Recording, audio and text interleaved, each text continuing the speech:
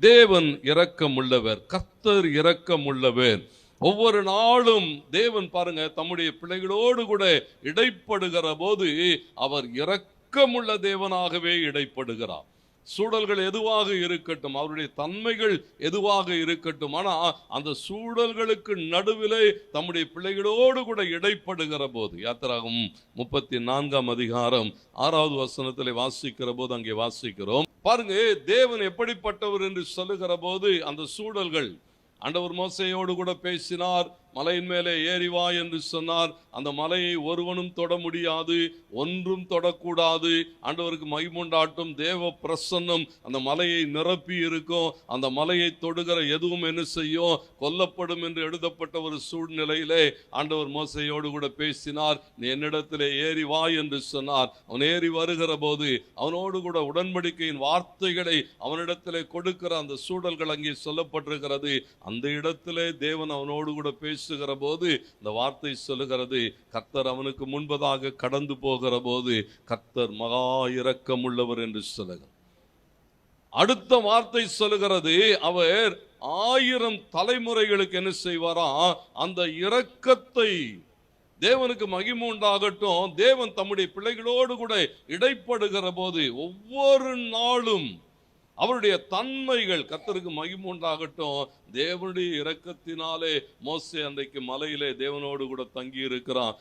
தேவனுடைய இரக்கத்தினாலே மோசே அன்றைக்கு தேவனிடத்திலிருந்து வார்த்தைகளை பெற்றுக்கொண்டு கீழே இறங்கி வருகிறான். உபாகமம் 4:31 சொல்லுகிறது, உன் தேவனாகிய கர்த்தர் இரக்கமுள்ள தேவனாய் இருக்கிறபடினாலே அவர் உன்னை எந்த சூழ்நிலையிலும் கைவிட மாட்டான்.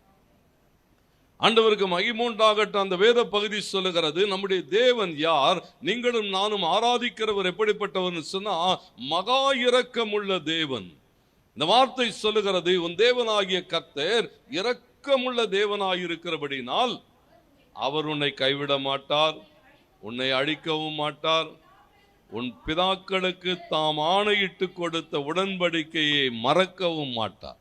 ஆண்டவருக்கு மகிமை உண்டாட். பாருங்க, தேவனுடைய இரக்கம் தம்முடைய பிள்ளைகளிடத்திலே வருகிற போது, தம்முடைய பிள்ளைகள் அழிவுக்கு நேராக இருக்கிற போதும், எப்போ இந்த இரக்கம் பூரணமாய் வெளிப்படுகிறது என்று சொல்லுகிற போது, தேவனுடைய பிள்ளைகள் அழிவுக்கு நேரான காரியங்களிலே இருக்கிற போதும் தேவன் என்ன செய்கிறாரா, கொஞ்சம் இரக்கம் பாராட்டுகிறதை பார்க்கிறோம். ஆண்டவர் மகிமைப்படுவாராக. அது சொல்லுகிறார், அந்த அழிவிலிருந்து அவர்களை தப்புவிக்கிற தேவன்.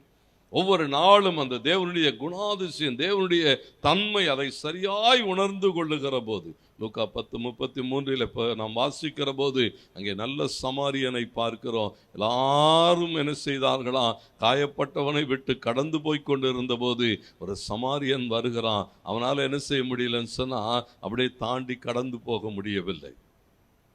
நம்முடைய வாழ்விலே, நம்முடைய காரியங்களிலே எத்தனையோ பேர் கடந்து போனார்கள். ஆனால் தேவன் மாத்திரம் என்ன செய்கிறதை பார்க்கிறோம், நம்மோடு கூட இடைப்படுகிறார், நம்மை மறுபடியும் தூக்கி எடுக்கிறார், நம்முடைய காயங்களை கழுவுகிறார், நமக்குண்டான தேவைகளை சந்திக்கிறார். ஆகையினால் தான் வேதம் சொல்லுகிறது, உன் தேவனாகிய கர்த்தர் இரக்கமுள்ள தேவனாய் இருக்கிறபடினாலே அவர் உன்னை கைவிட மாட்டார்.